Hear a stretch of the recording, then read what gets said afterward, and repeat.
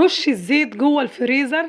حلية عبقرية أخبرني بيها فني تصليح التلاجات، يا ريتني كنت أعرفها من زمان. بجد فكرة النهاردة هتبهرك جدا جدا.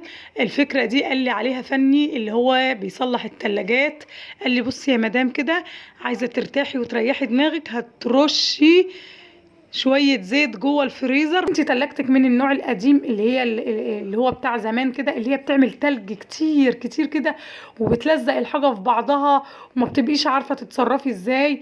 فالفكرة دي حلوة قوي قوي، الفكرة دي ليكي. يلا يا قمر لايك من ايديك الحلوة ان شاء الله، فكرة جميلة جدا.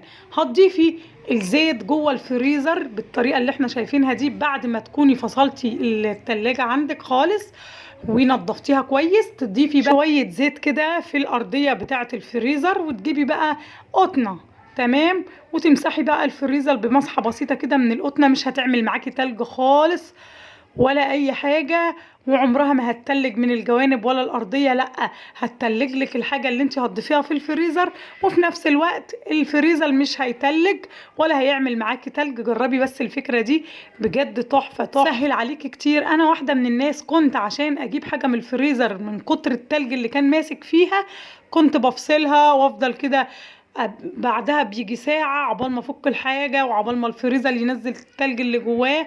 لا الفكرة دي جربيها هتعجبك قوي قوي. مسحة زيت صغيرة بالقطنة هتريح عليكي كتير وهتسهل حياتك.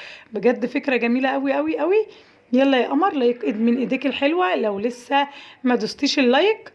ويا رب بقى الفيديو يكون عجبكم، ويا رب الافكار الحلوة الجميلة دي تكون عجبتكم. سلام عليكم.